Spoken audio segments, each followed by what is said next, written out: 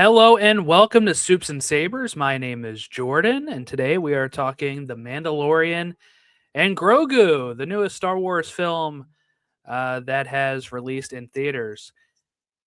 Today, with us, a special Return of the Jedi, Ron. How are you today, Ron? Dude, I'm doing great, man. It's so awesome to finally be back with you here. There's been a couple things in recent months that we've been like, all right, I'll come back here, I'll come back there. But life has just had a really crummy way of getting in the way. But things are finally in a stable place now. So I'm just so glad to be back with you. And so glad to be talking Mandalorian with some of our great friends here today. So all things good for sure. Also with us today is Jessica. How are you today, Jessica? Hello. I almost forgot how to turn my mic back on. Got a little Looks like you got the little, the Bobby freaks. He doesn't want to be on camera, it looks like, though. No, they're not behaving. I need to take the tags off of them, but it's fine. You get the other one. I have all four. Wow. Are they from this movie? They're not just, oh, okay. I got them at Walmart, and they were on sale. Wow. They're so cute. And with us today as well is Tiara. How are you, Tiara? Hello, doing all right. How are you guys? Good. Last time, I think, was our Jedi Council draft, May 4th last year. Yes, it was. Damn. Pure chaos in the best way.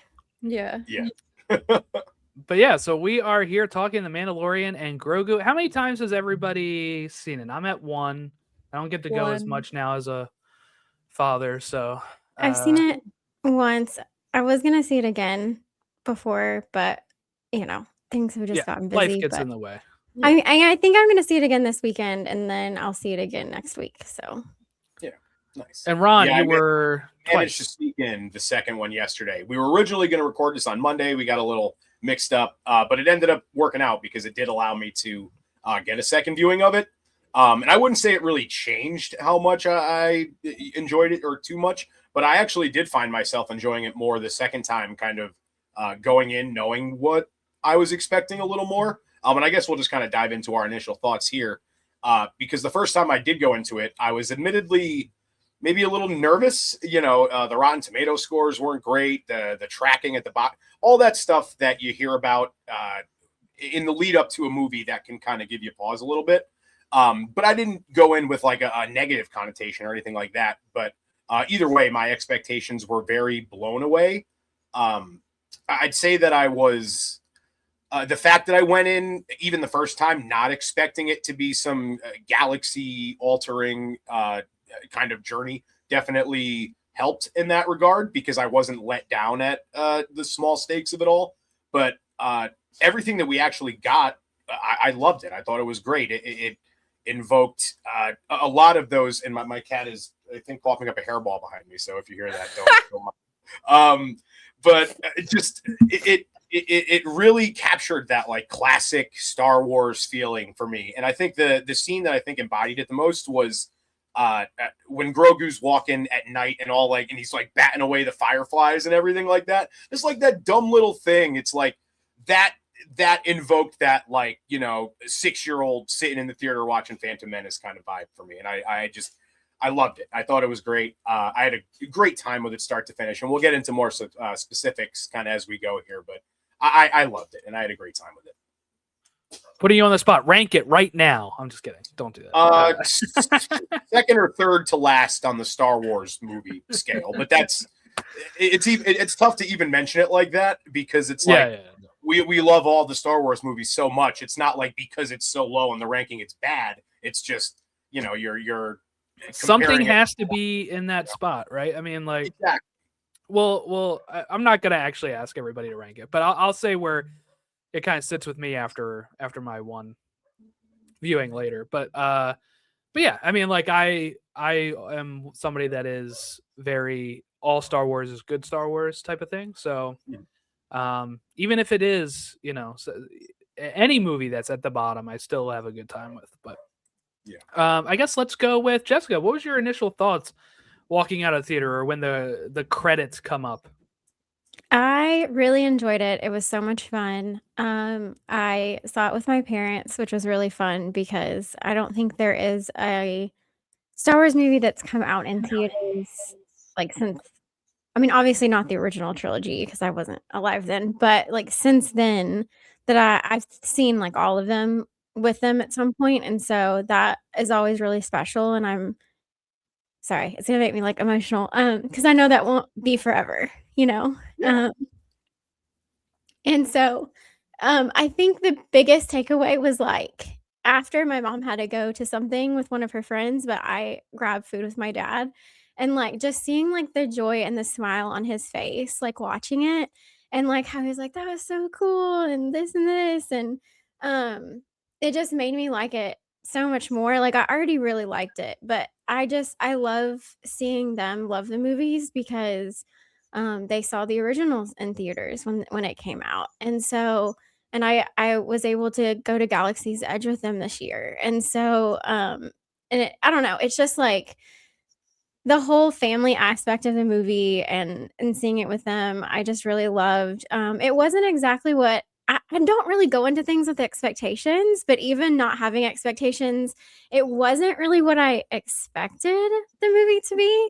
But that doesn't mean that I didn't enjoy it or didn't like it. And I think the stories that I thought maybe it would be more around will still get at some point, you know. So like the whole Thrawn like kind of stuff that you were saying. just more with like Mandalore and what's going on there. And Bo and everything. Yeah, especially like everything that they dropped at the end of the last season, and you know, everything with the mythosaur and all of that. So just kind of seeing what happens regarding Mandalorians. But this isn't a movie about the Mandalorians. It's you know, the Mandalorian and Grogu. So I understand why it's a story for them, and I know we can get into all of that more later, but my first reaction wasn't exactly what I expected, but that wasn't a bad thing. I really still enjoyed it, and it was so fun. All right, Tiara, you're next. Oh, sorry. Go ahead, Ron. Really quick, I do just want to touch on the first thing you mentioned, because it's like, I love that Star Wars is one of those few things, like, I can't even, off the top of my head, like, Jordan, maybe help me out here, just franchises that span just decades and generations, as opposed to just being like, you know, a 2000s thing, a 90s thing. Like, it's one of the few things in this world that can genuinely bring grandparents and children together over a shared commonality that we don't really have too much of in the world today. It seems like everyone's all scatterbrained and everyone's, you know, so different in terms of how they view things. And you get what I'm saying. Star Wars is one of those few things that if you're still a fan of it, whether you're 80 or 10, it provides sort of a thread that can create a lot of lifelong memories, like Jessica just referenced. So that was very nice. Yeah, I would say other than like Star Wars, the options would be like Superman, Batman, and like Bond. And like Spider-Man. Yeah. I wouldn't even say Spider-Man in the sense of like movie wise, because like his first one's then, and there wasn't a lot of like, but like Batman had like the show. They had Adam West, Superman, right? Yeah. And Superman had the George Reeves show, and then Christopher Reeve. And so like my grandmother loves like George Reeves Superman, right? Like that's what she grew up with and stuff like that. So we can like bond over that. Yeah. But what's cool about the Star Wars aspect of it is that it's a continuing story in this universe. We don't get like who's playing Han Solo this time. Well, we kind of did. Yeah. But who's playing Luke Skywalker this time? We don't get that because it's like not being rebooted constantly. Yeah. That is a great point. All right, Tiara, you're up. Initial thoughts. I mean, kind of going off of what you guys were saying about it being like generational, like something that like stuck out to me when I was standing in line for popcorn and concessions and all that was like everyone in line of different ages talking about like their favorite Star Wars character or the last show or last movie that they watched and what they liked about it, and like expressing excitement for this new movie. And I kind of miss that, you know, like waiting in line for movies for like midnight premieres, like with your friends and family and things like that. So it just really added to the excitement for me going into it. I was already really excited for it anyways.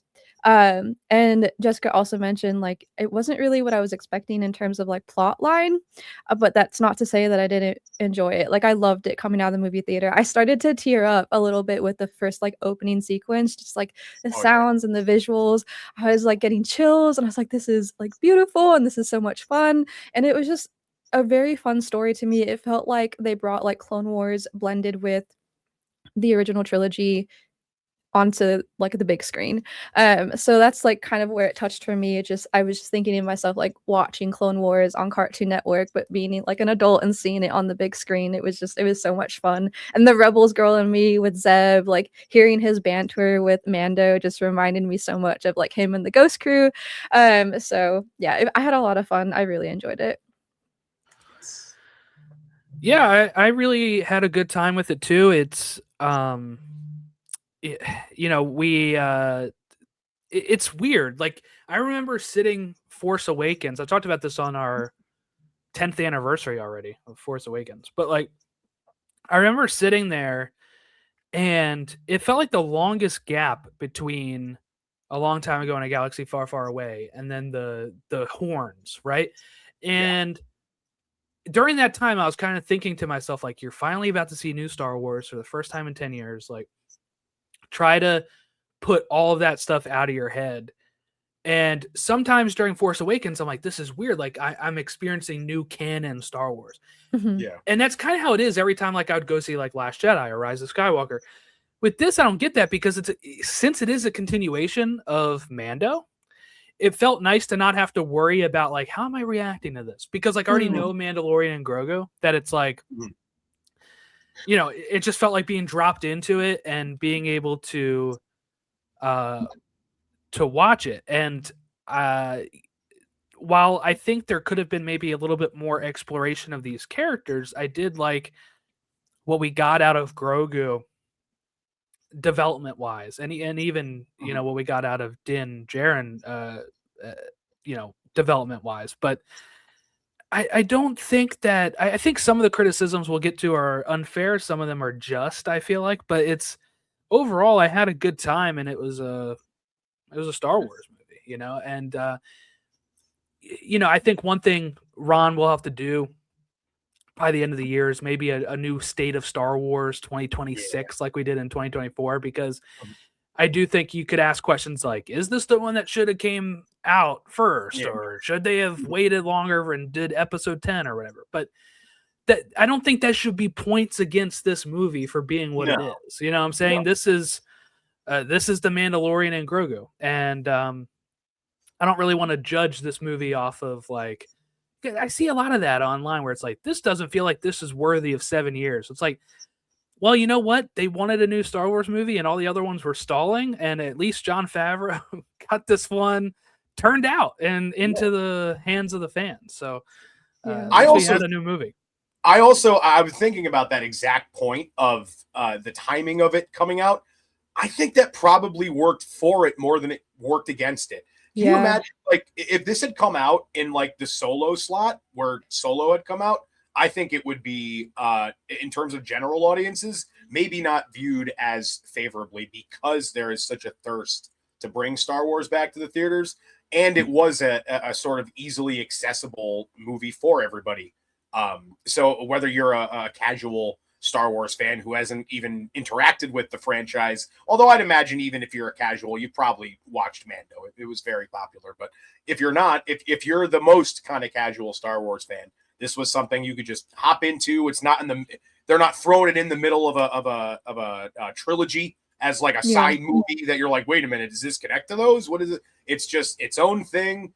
It was marketed as like, just go watch it on a big screen. Star Wars is back. Have a great time. And I think that sort of marketing like really helped it, actually. Yeah. We'll have to do a deep dive at some point of if it actually helped it or not with what we'll seeing on some of this stuff. But yeah. No, where are we even at with that right now? Because like it was bombing, then it crossed 100, and Disney. We're not really gonna know until this weekend probably on how it does. Because like the opening weekend is always going to be good, but the issue was it started off like tracking for 80 million, And then it got bigger tracking where they were like, oh, and then like during the weekend it got bigger and they're like, oh, it's going to hit 100 million for the 4-day weekend. And then it came in at 98. So it had like a softer Sunday and Monday than they had anticipated. So weird. So now that little 2 million fluctuation is the difference between like flop. It's just so stupid. Yeah. So, seeing how much it holds this weekend is going to be a big thing. But ultimately, this movie is cheaper than like Solo was to make and everything. That it's probably going to become profitable, especially when you deal in with like merch and all that kind of stuff. So much merch. I don't think they're as worried about it, but I do think that maybe this means we're not getting that Filoni Mando verse tie-in. And I think pretty much any kid, even if they don't see the movie, knows who Grogu is and is obsessed. So my son, the sales is going to be insane because kids are just going to want Grogu, even if it's not like, a family that goes and watch they've just gotten out of school, so like probably this weekend they're all going to go like with their families. Well, that's the thing too, is like I guess Obsession is doing well and Backrooms is coming out, but like those are not kid movies. So like this will help that they do have like a kid movie up until Toy Story 5. There's no like kid movies, so that'll help this in the long run. But we know Jessica's doing her best here to help get that over the profitable line with the 4 Anzellans she has there. Yes, 100%. It's funny. I actually saw somebody in the days after the movie came out put up a tweet about like how it was like a negative that it felt like The Mandalorian and Grogu was just a movie made to sell merchandise. I was like, dude, have you watched a Star Wars movie ever? There's a reation George Lucas held on to those merch rights. Back when Fox was like gonna be in control. People of it. thought he was dumb for wanting it for the toys because no one's ever done that before. It was the first movie to really have like this whole merchandise toy like stuff that we have now. Just so that's everything. It's crazy. I do also think that I understand that people will say, well, it's a Star Wars movie, it should be doing better, but we have to still take into account that this is based off of a TV show. And for as much like, let's say how popular Game of Thrones was, right? Still only making like, it was still, the final season was like 24 million views an episode. That's that's a lot for TV, but if you do that times like the ticket sales, that's not as much as like what some of these big franchises do in the theater. So, it'd be like 250, 300 million. I think John and Dave did a really good job of making this movie stand on its own. There are people that are going to see that and be like, oh, that's based off of a TV show. I haven't watched that. I'm not going to go. Right. There's still those people that'll do that. So I think the bigger test, and this is what Disney's been saying in their, insiders have been saying in the press, is Starfighter next year. Because you have Ryan Gosling, who's coming off hot of Project Hail Mary. You have Sean Levy, who's hot off Stranger Things and Deadpool and Wolverine. And so that's going to be a big test for the brand, I guess, going forward. And then if that doesn't work, they're going to pull that episode 10 lever. They're going to say, we need to get the episodes back out there. But which feels like it's coming anyway, right? Yeah. Like there was already a report today. I forget which outlet that said Kinberg's trilogy is basically going to be. Oh yeah. I took a screenshot of that. Yeah. Yeah. It's going to be the continuation of the Skywalker saga. Okay. So I guess let's just kind of dive in. Is there like specific scenes that we want to talk about, or just like the overall plot, which is kind of a very loose plot here of that the New Republic is working with the Hutts to get info on the outstanding Imperial Remnant officers, and then they're hiring Mando to work off of that intel of the Hutts. And in this case, it is the twins that we met in Book of Boba Fett who are trying to find their dear nephew Stinky, Rotta the Hutt. And that's kind of it, right? And then Mando does his stuff to go get that. And then we've learned some twists of the twins working on both sides and stuff. But that's like the bare bones plot of it. I don't know if anybody had anything specific to say about that, unless if we're talking about how nice it is to see Embo and Zeb and Rotta, right? Those are nice. And I do think, I'll say this too. My wife likes seeing the movies. She's watched some of Mandalorian. She's not up to date with all these characters. I'll say I pointed out to her afterwards, these are characters from the other stuff, but it made sense to her. Like, so I see when people say like, oh, they're just using like Rotta, like that's going to matter. And I'm like, but for her, it's just a character that is the thing to go get. You know what I'm saying? Like, it's a fun nod if you know, but if you don't know, it takes nothing away. And as much as I like Solo, the movie, I will say there is a little bit of a confusion thing for casuals when Darth Maul shows up at the end. Yeah. Because I had somebody I went to high school with. It was like, how is Darth Maul alive? Is this pre-episode 1? Like, she was very confused. I had to explain he came back alive in the Clone Wars and all this kind of stuff, you know? But like this, like Zeb, it doesn't matter that he's from Rebels. He is just the guy that's helping Mando in this mission, right? Like, Rotta is the object or the, you know, the MacGuffin that they're going to get. And you don't even need to know who the twins are and that they were in Book of Boba Fett. They're just Hutts that you're introduced to. And Embo is just a bounty hunter that's hired to bring in Mando. So like, I think one thing they did very well there, as much as everybody's kind of giving them grief about sticking these characters in there, is that for people like my wife that have no knowledge of these characters, it made sense. And it wasn't like, she didn't feel like, why are they sticking that character in here? I don't understand what that is. While I see people online being like, oh, they're just trying to stick these characters in there as if the casuals will know who they are. And the casuals won't care who they are. They just have to make sense on a story level. And I think they did. Yeah. I think it also, if someone finds a character really interesting and they're like, who is that? Where did they come from? And you explain like, oh, it's this person and they were in this. If someone's interested enough, they'll go back and watch things and catch up. So that is the best thing. Like, okay, I'd rather that than like a brand new awesome character that has no info. Like, I love in Force Awakens, I'm a big fan of the Crimson Corsair. I got his little Funko up here, right? And I love him. He's my favorite background character. And there's like a short story for him. That's it. Like he does not have anything else. But like if a kid sees Embo, they're like, that guy was badass.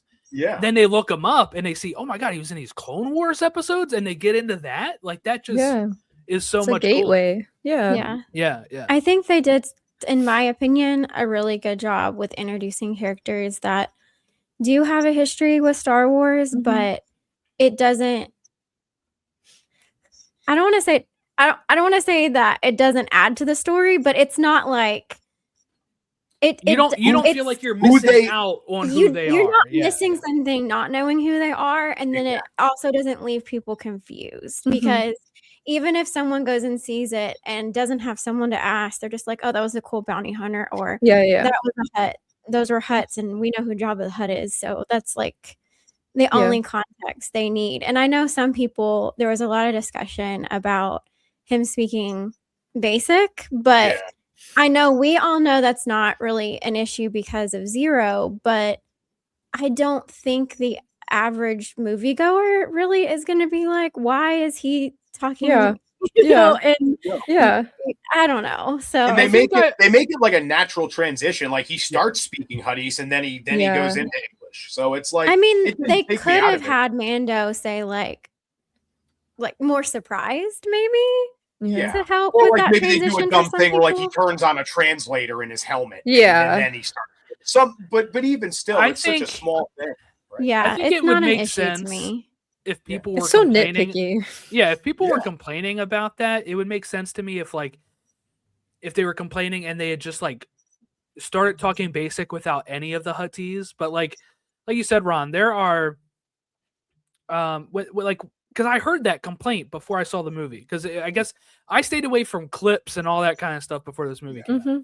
And I guess one of the clips they shared was the Hutts talking English with Mando, and I stayed away from that. And I saw the people talking about it though, and I was like, oh. Then when it came on the screen and they start speaking Huttese, I'm like, okay, well, they're obviously just gonna slip the basic at some point, but like that should be enough to tell you that like they're not just like dumbing it down. They're speaking Huttese, and then they're like, you know what?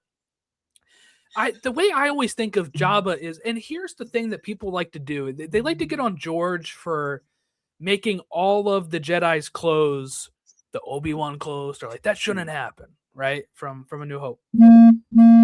But they tend to do the same thing as fans too, where they're like, well, Jabba spoke Huttese only, so that means all Hutts have to speak just Huttese, and that's not true. And the way I look at it is Jabba is very like feels superior because of him being the leader of Tatooine, that he says, I'm speaking Huttese, my translator will deal with you like translating for me, low lives, but I'm not speaking basic to you, while the other Hutts may not feel that way, you know. So I think that is the way I kind of separated in my mind. So yeah, that was kind of a silly And everyone complaint. was like on his turf too, so like why would you Yeah. go to him not speaking his language? And he's Yeah. paying Bib Fortuna. Like, Yeah. you got to give, if you're paying the guy to translate for you, Have a you got to job. give him a job. Yeah. From like a business standpoint too, which I have to try to not look at too many things this way from like a marketing or business standpoint, but you don't hire Jeremy Allen White to just Yeah. speak Huttese. Like Yeah. It also you know? adds character. Like if he only spoke Huttese, I feel like there would be less like charisma, less character in this like new character introduced to like casual fans. Yeah. What did we make of Rotta? Because last time we saw him, he was a little stinky. I've seen some people say Jeremy Allen White phoned it in. I've seen some people say he's the best part of the movie. So like, where do you guys land on this, Ron? Where do you land on it? I find myself a little bit in the middle.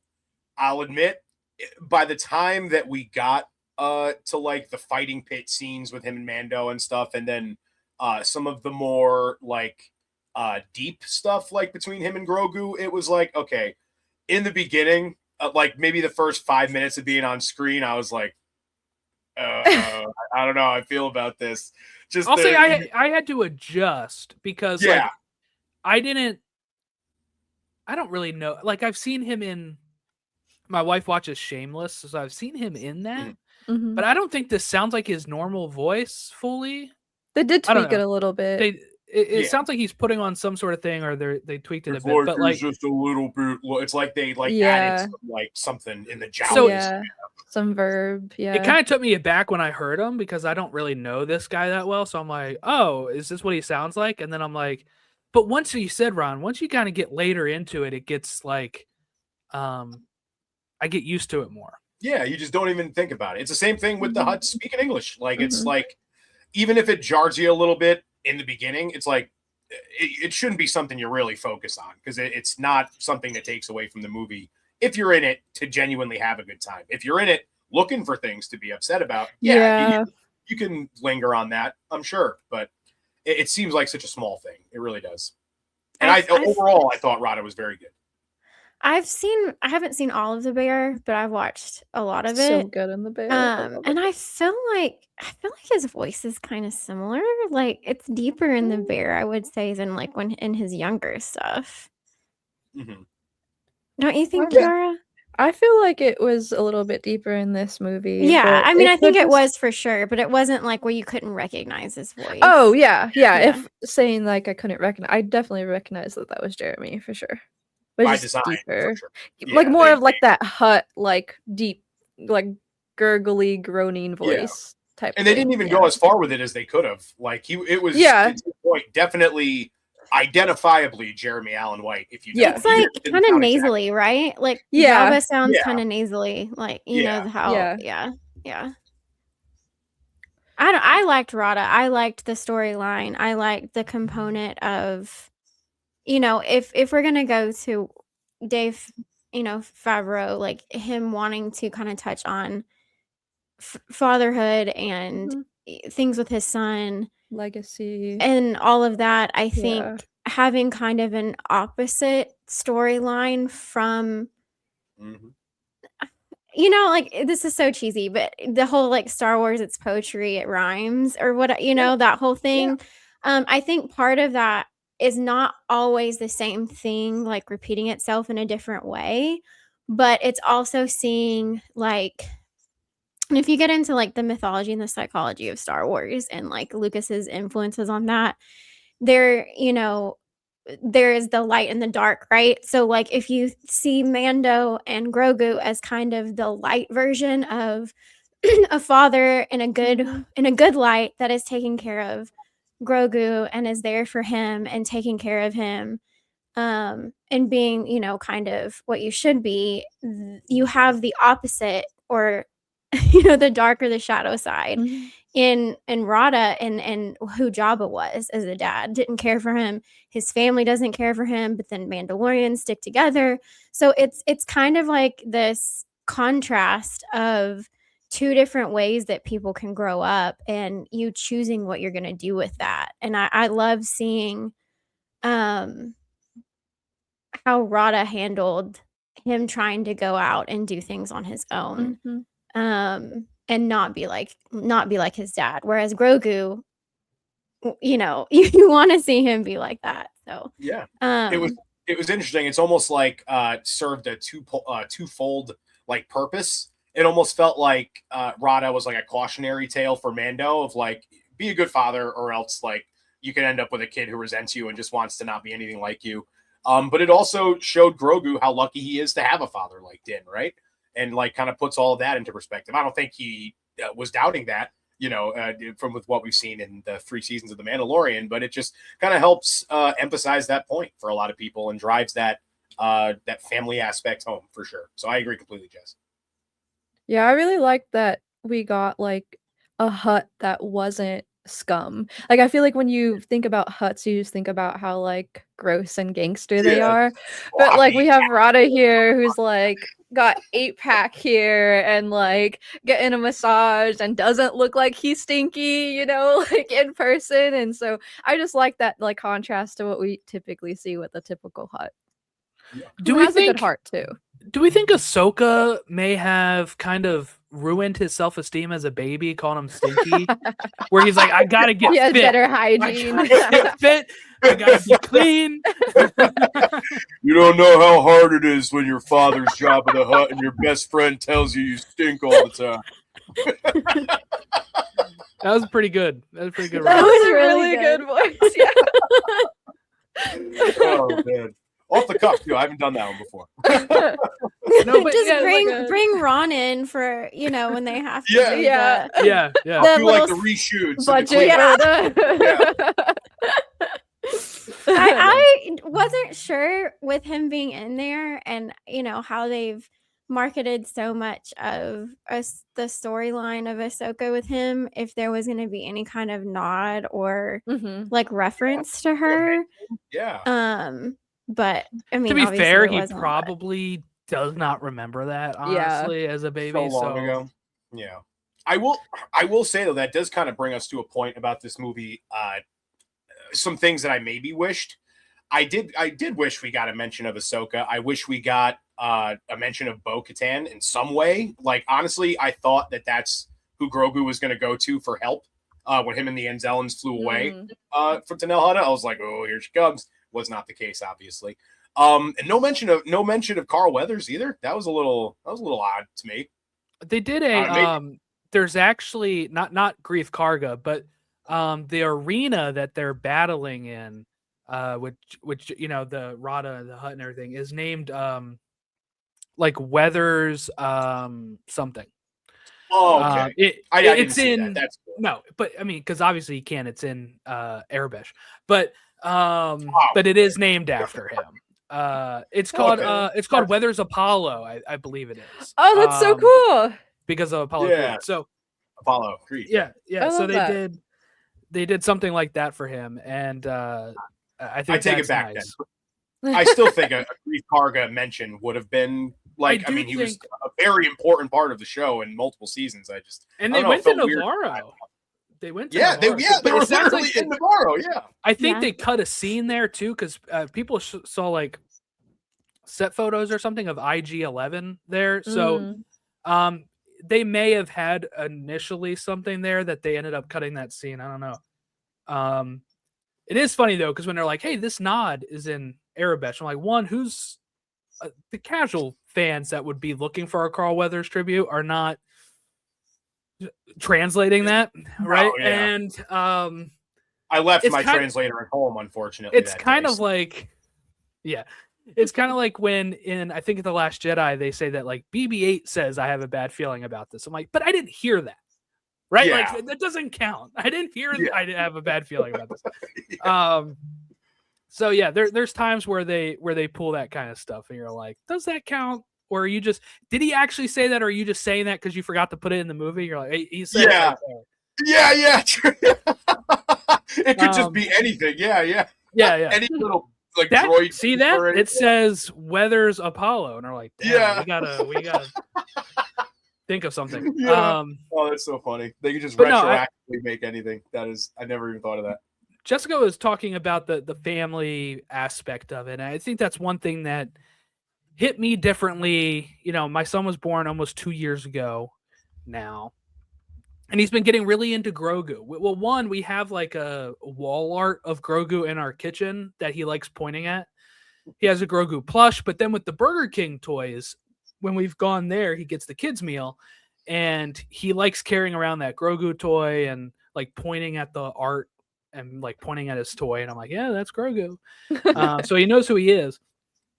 And there's that scene when, you know, Grogu obviously makes the mud hut thing and puts Mando in it. But there's a moment where he like goes up and like cuddles Mando, like, you know, squeezes up into his arms. Yeah.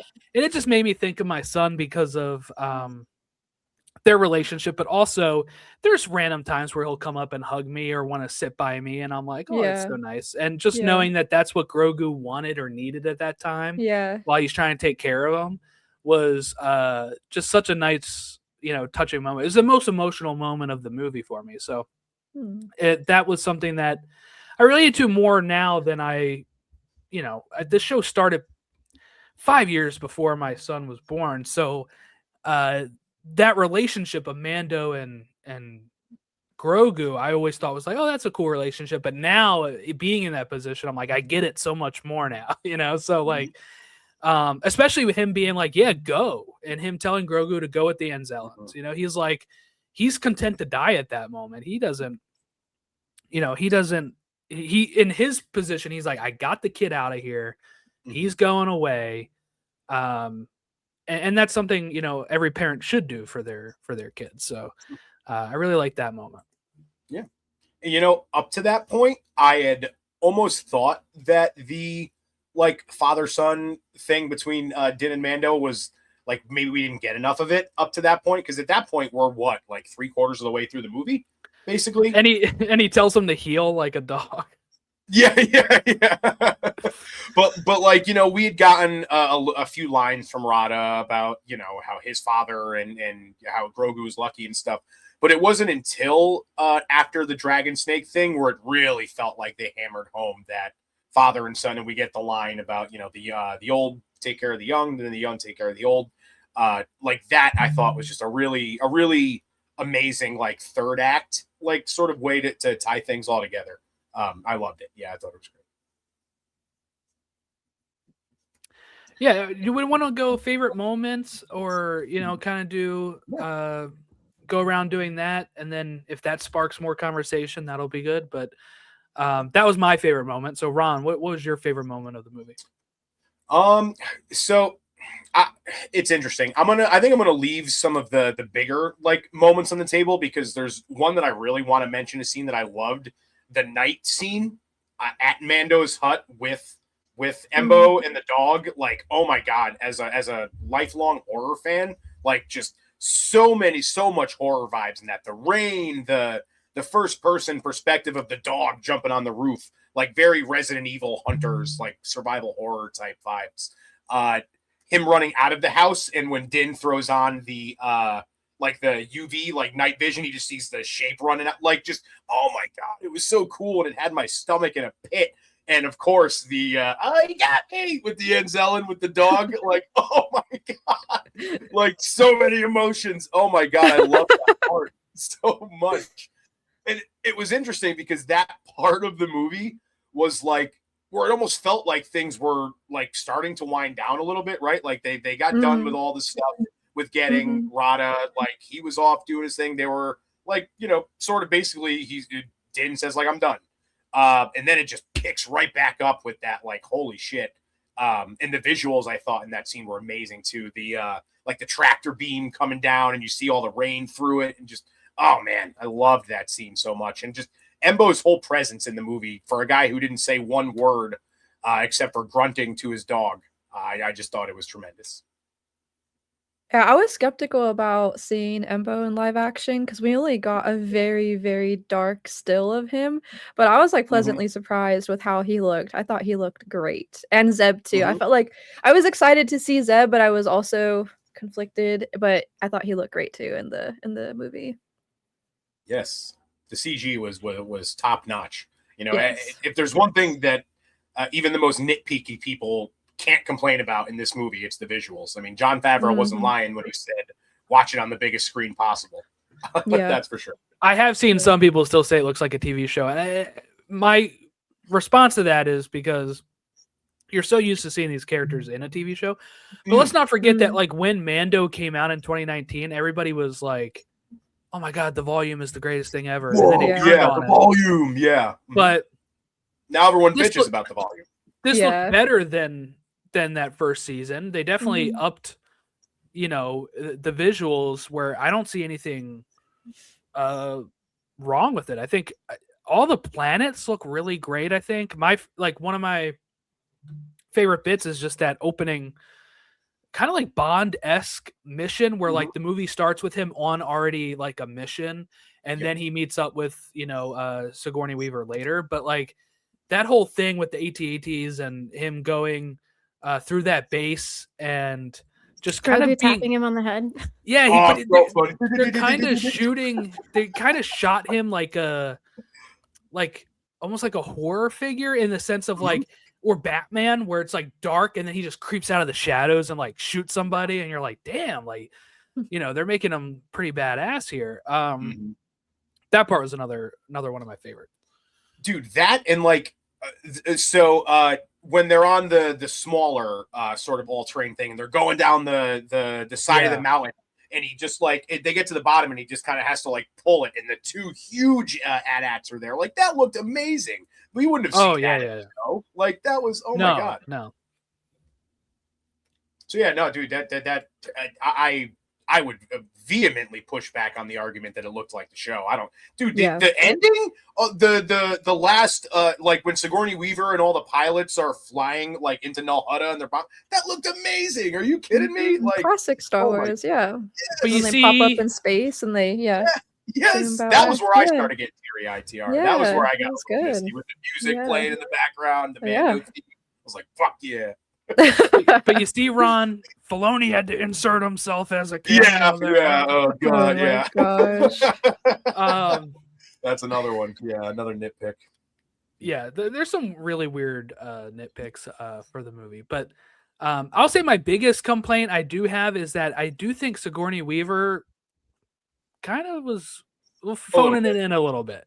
I don't think they did her any favors with the dialogue either. Yeah, like, that's probably the biggest thing. Notorious criminal crime syndicate boss Jabba the Hutt. It's like it was very like wooden a bit. Like Harrison Ford says, you know, you can write this shit, you can't say it, right? Like that. There is probably some level to that, but you are right. I was watching it. I was kind of like, I had to sit with it a little bit. And I'm like, yeah, I don't think she's doing her best here, but.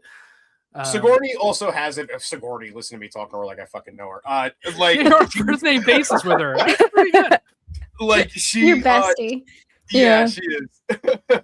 But she does. She kind of has a little bit of that, like sort of cold, like sullen. Like when you watch her in Alien, she's very like all business. Yeah. So that is kind of her demeanor. But I do, to your point, Jordan, I do agree. It was a little like, all right, what am I getting paid? but but it wasn't. Again, she wasn't that big of a part of the movie. It doesn't take me out of it Way, fully. yeah. Like, whatever. There's worse performances in Star Wars. I was more stoked to see Sigourney Weaver in Star Wars than I was like critiquing her. Yeah. I just took her as like super serious. Like the character was just like Yeah. serious and like maybe over having to look for Yeah. the Imperial people. I love that they used like the card deck. Yeah. Yes. Oh, and yeah, everything. That was it's based really off a real life thing. Yeah. Yeah. Because I know that they do it for other things besides, like, I haven't been as much lately, but I used to be like a huge true crime junkie. And a lot of unsolved cases, they have a deck of cards for all of that.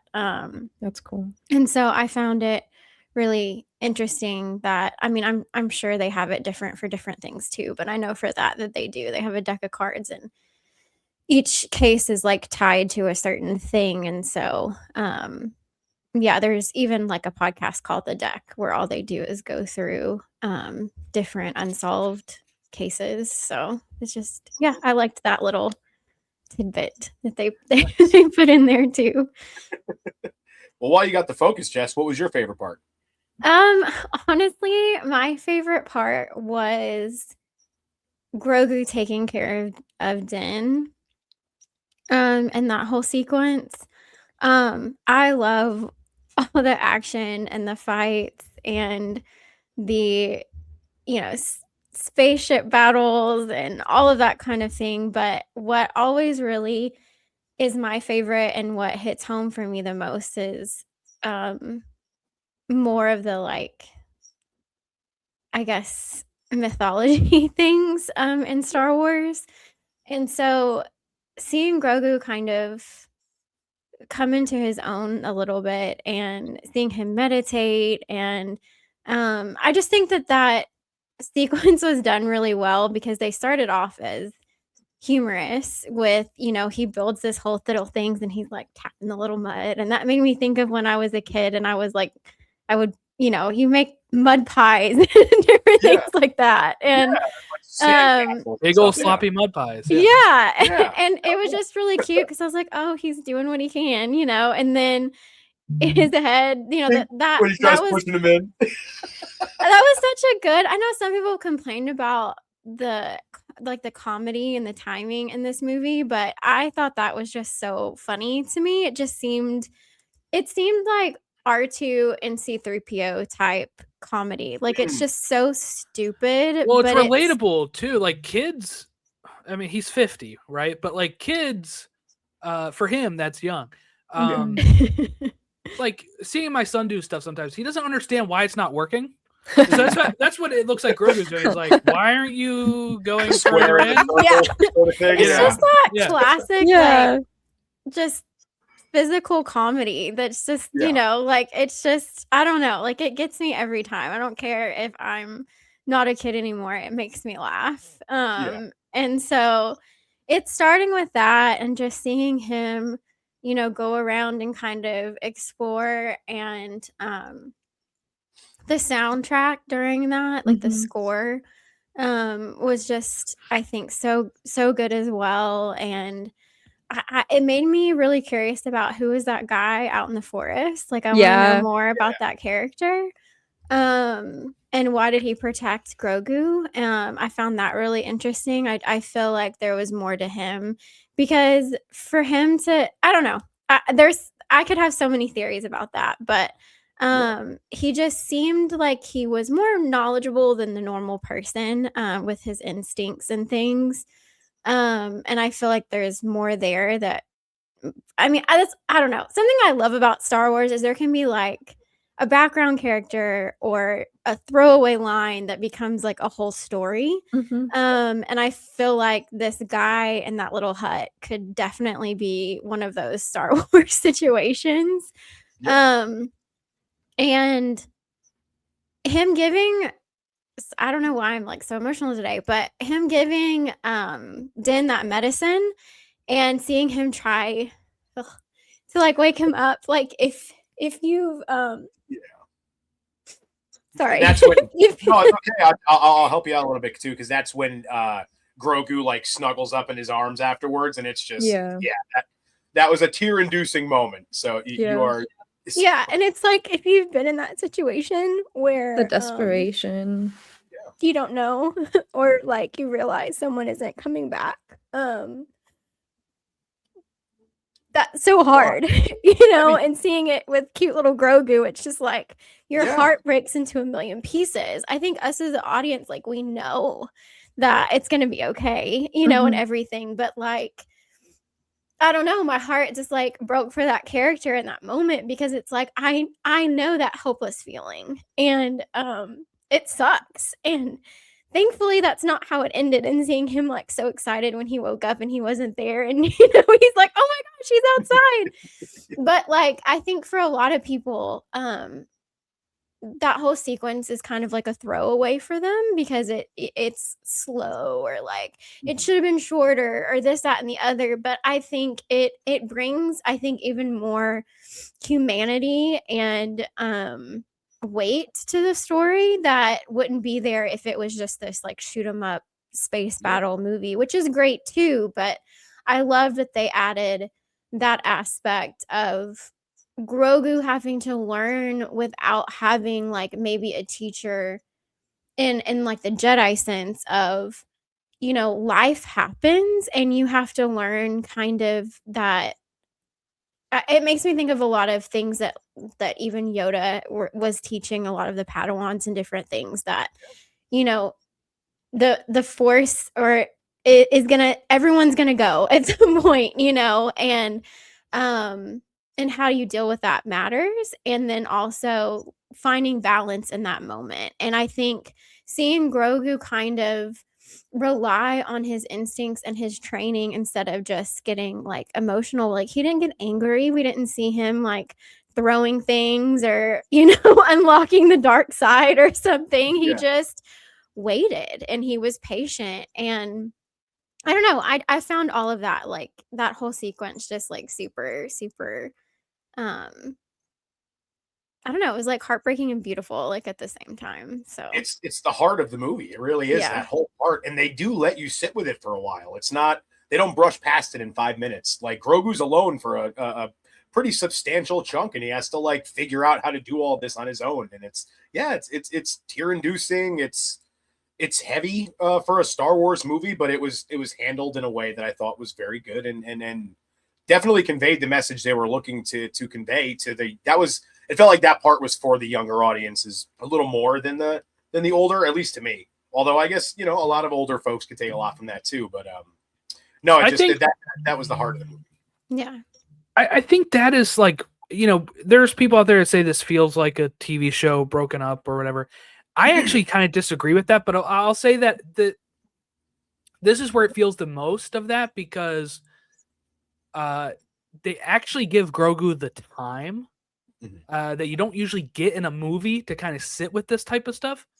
Because usually movies can't, like, you know, there's a reason why a lot of people like TV is because you get more time with the characters, more insight. You can let moments breathe. And I think that's why some people are saying this is slow or whatever, but I think you can't really complain about it being slow if you also want them to explore emotional depth in this, because this is the moment you get that is with Grogu being alone. This kind of shows why the movie is called Mandalorian and Grogu and not just The Mandalorian, is because for a good 15 minutes Grogu's carrying this part by himself. And like I said, TV is usually the medium where you can slow down and do that. So I like that they let that happen in a movie. And the other part that we haven't really touched on too is how this movie has very little human characters in this, right? It feels very like, for all the people that complain about not enough aliens and stuff in Star Wars, we had, you know, Din masked for most of the thing, and then you have Embo's not human, right? Zeb's not human, Rotta's not human, the twins are not human. And all of like the main, other than like the main Imperial, everybody is like an alien or so. Even the guy that you meet in the swamp that Jessica pointed out, right, is another puppet. So it's very like Jim Henson puppets and that kind of stuff going on. I think that's really cool too. It shows to me that I think Favreau and Filoni had a lot more say over this than like, you know, being micromanaged, because I do think otherwise Disney would be like, it's our first one in 7 years. We need characters with human faces and people that people know. Yeah, that's probably why you get people like stunt cast it like Sigourney Weaver, where they're like, well, because people are like, why'd they use her in this when she doesn't do anything? It's like because they need somebody to sell it other than just these like puppets. They need somebody to like bring in fans, and Scorsese was like fourth on the billing. You know what I mean? Like, so you just I wanted to bring him up. Is he related to not Scorsese, but the character he's playing? Is he related to the one from Solo? Because they both have the same last name. Maybe that one. I'll admit that went way over my head. That is Favreau's character in Solo. He voiced that guy. Rio Durant. I forget what this guy's name is, but it's something Durant as well. So that's cool. They may be relatives. I don't know, but nice. Cool. Do you think because well, no, I guess the timeline. Do we know what the timeline of Starfighter is going to be? 5 to 6 years after Rise. So how many years would that be after this? My whole timeline is like, I'm not the timeline person. Close to 30, because I think this is like 7 years after Return of the Jedi. Okay. 7 to 9 years. So Sigourney Weaver's character would not be alive then, because I was like wondering if they were like keeping her for more like pilot stuff. But she might just be old. She'd be like 90. She'd be very old. It wouldn't be what I was like. I wonder if they're like introducing her in here and then they're gonna like have her in something bigger later. But it's definitely not gonna be that then. Maybe they bring her back for another thing on the show or something, or if we get another season, Who knows? Because that's the thing. Oh no, go ahead, George. Sorry. I was just gonna say with I don't think we're getting the Filoni movie, especially if this movie keeps kind of like, if it does kind of fall a bit in the box office and doesn't like, it kind of struggles to break even. I don't think Disney's gonna be like, give us that, and they still have say. Like Lucasfilm can develop what they want, but what we learned from the hunt for Ben Solo is that Disney nixed that. So, like Kennedy and stuff are ready to move on with that, and Iger said no. So. To me, I think we might need to get like a special presentation, as Marvel calls them, where we kind of wrap this up on Disney Plus if we're doing the Thrawn stuff. But it's kind of a bummer because that would have been cool. But, if people are not showing up for Mandalorian and Grogu in a sense of a standalone adventure in the theater, they're not going to be one where they have to have watched Book of Boba Fett, all 3 seasons of Mando, and Ahsoka. Like they're just not going to do that. So. Yeah, I'm still pretty convinced that they're just going to wrap it all up in next season of Ahsoka, but I feel that's probably a conversation for a different show. Yeah, but with it getting pushed too, it makes me. I mean, I wouldn't say pushed, because I don't think we ever had like a specific date that it was gonna come out. But with it being now further than I guess what they anticipated, it makes me like really curious what the plans are. And I'm definitely a type of person that I would rather wait longer for them to like do whatever they're wanting to do than something come out just because they have to fit a timeline of something. No, I agree.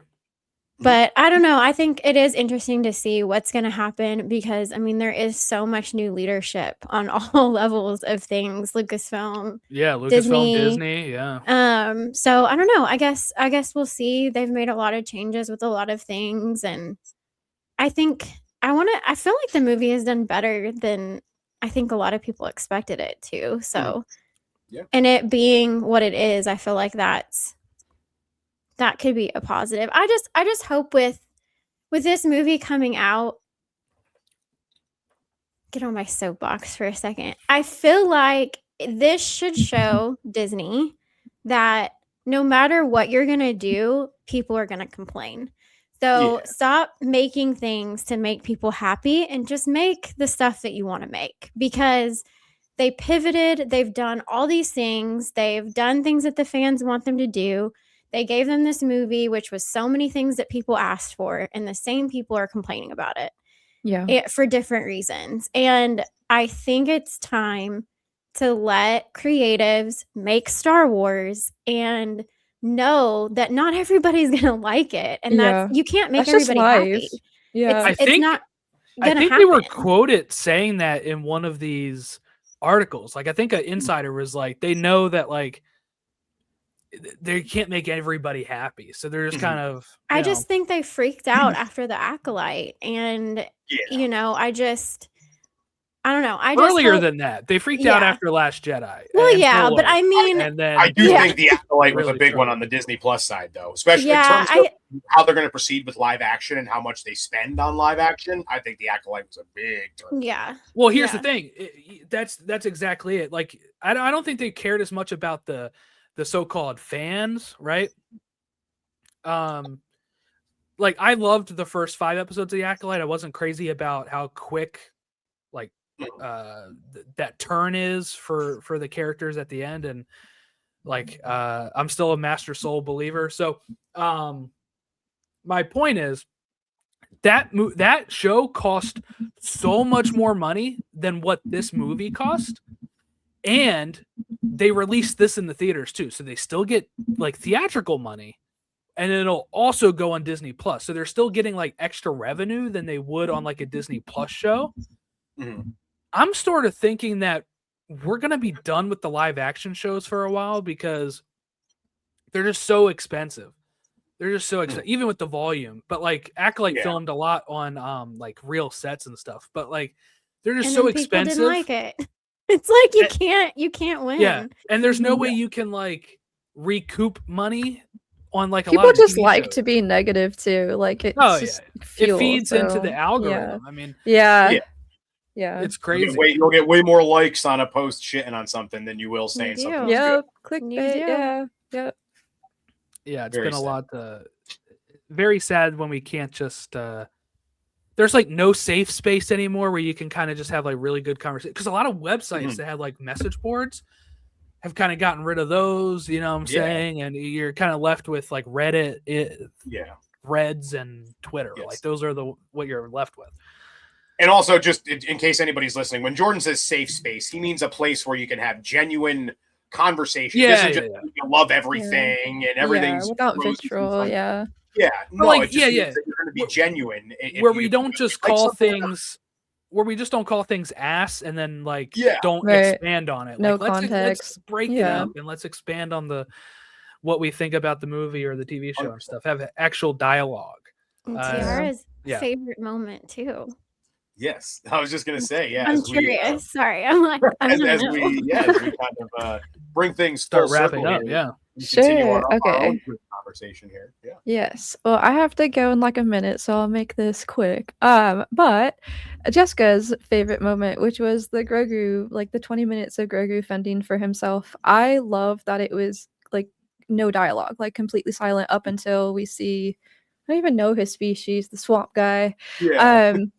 I love that type of storytelling, and we see it in Tales of the Jedi. Like the very first season when it came out, it was super impactful to me because we get a lot of the facial expressions and then the music. There's not a ton of dialogue, and while there is action, I feel like there's some of those slower moments where you get to breathe and really like absorb the characters.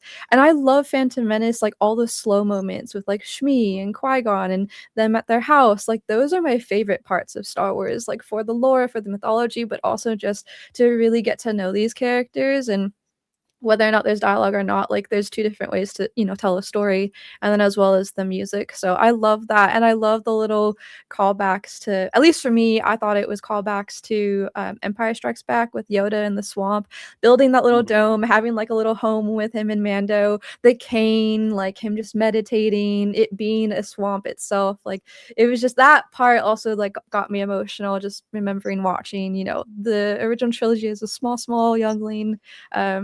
It's just that moment, definitely with the heartfelt between him and Din, and like Jessica was saying, like not knowing, like the unknown, and like having to just like push through life and like fend for yourself. And I've never been a huge fan of Grogu. I might get heat for that, but this movie made me love him. Like I thought he was like a little cringy. I thought he was cute, but like this gave him depth to me and like humanity, and so like I just felt more drawn to him as a character. But yeah.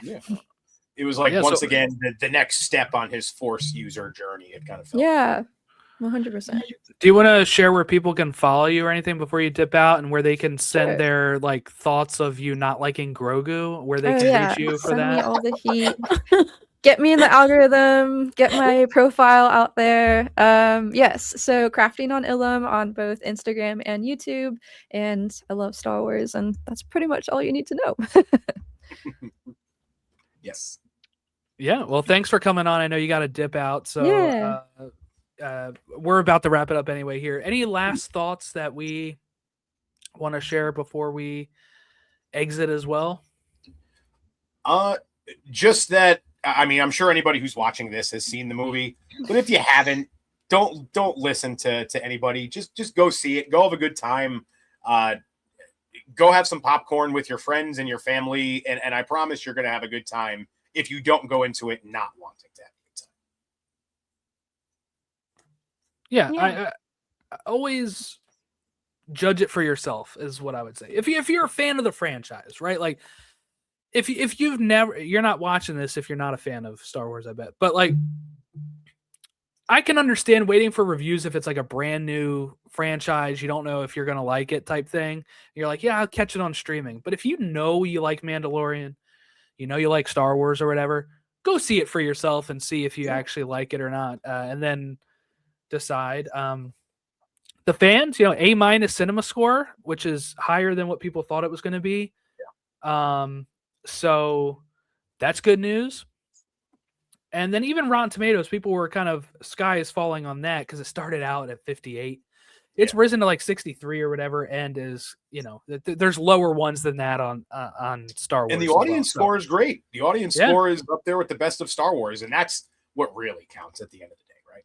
Yeah. So, yeah. Any last thoughts, Jessica, before we move on? I don't care about ratings from fans or critics, like, because everyone's going to have their opinion. There's things that I like outside of Star Wars that people hate. And there's things that people are obsessed with that I just don't get the hype personally. So I would say go watch the movie, like Ron said.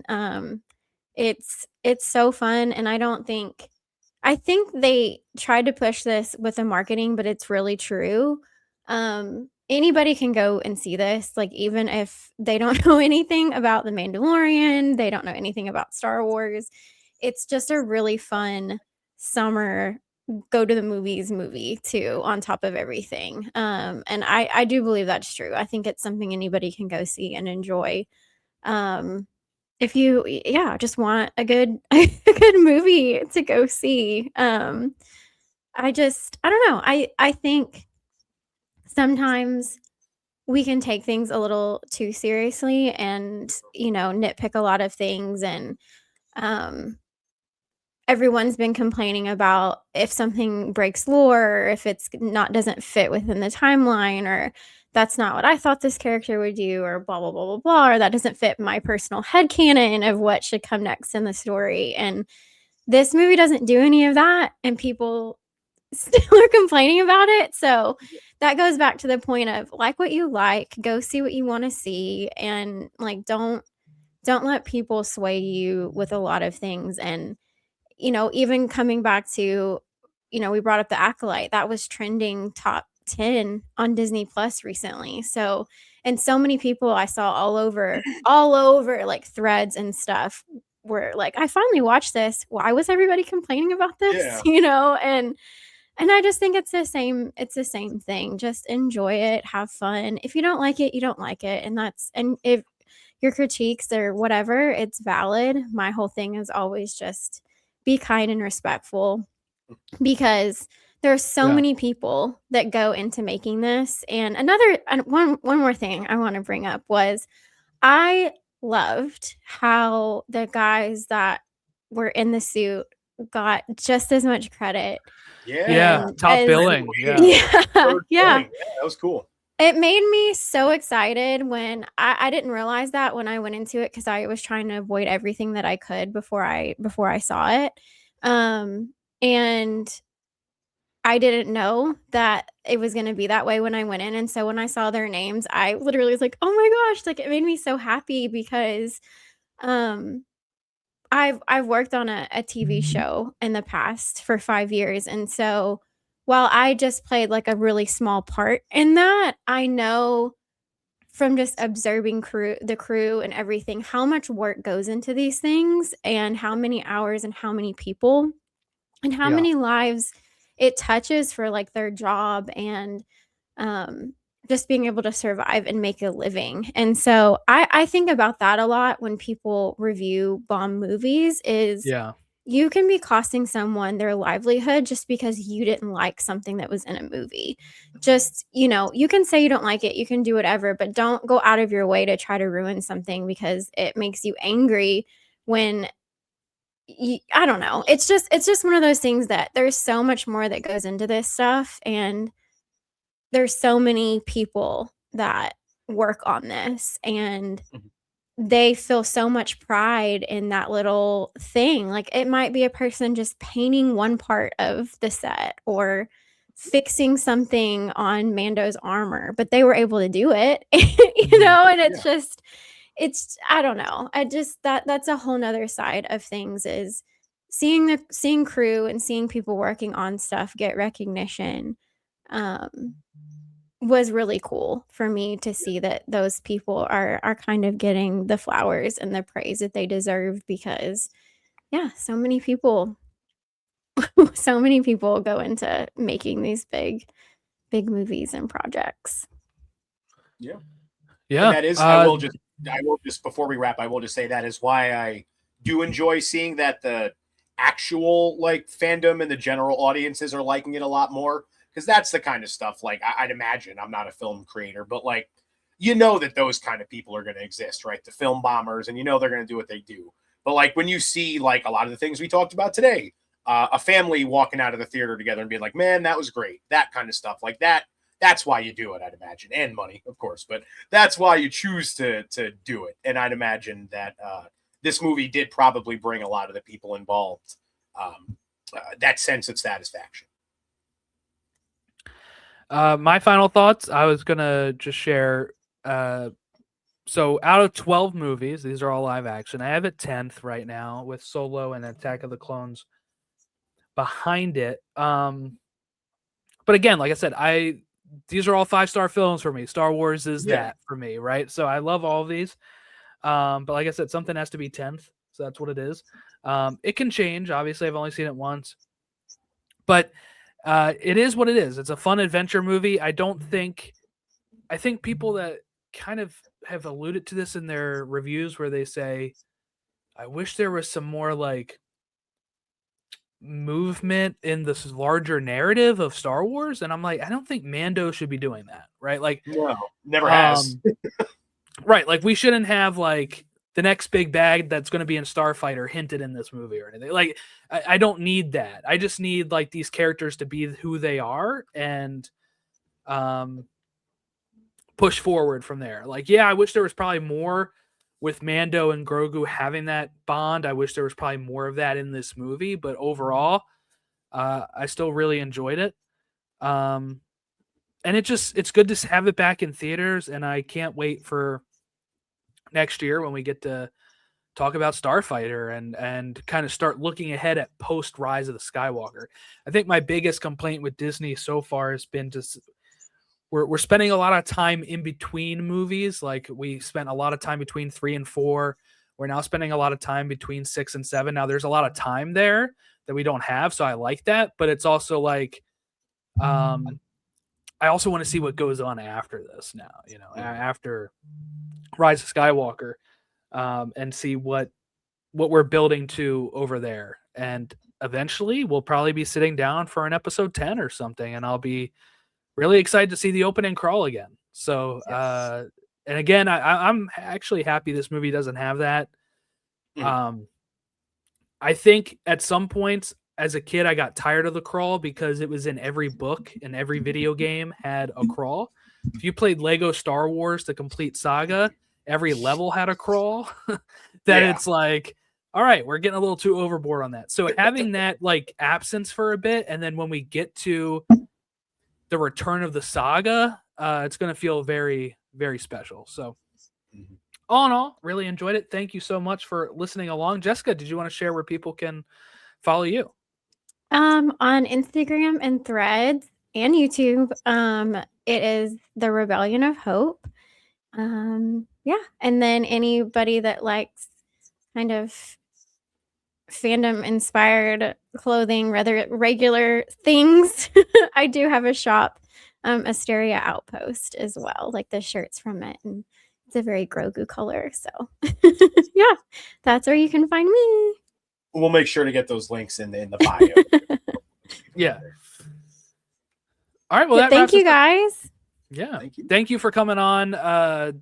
Thanks everybody for watching or listening along. Thank you, Ron, for returning and not chucking the microphone over your shoulder after I handed it out to you. Surprise, motherfucker.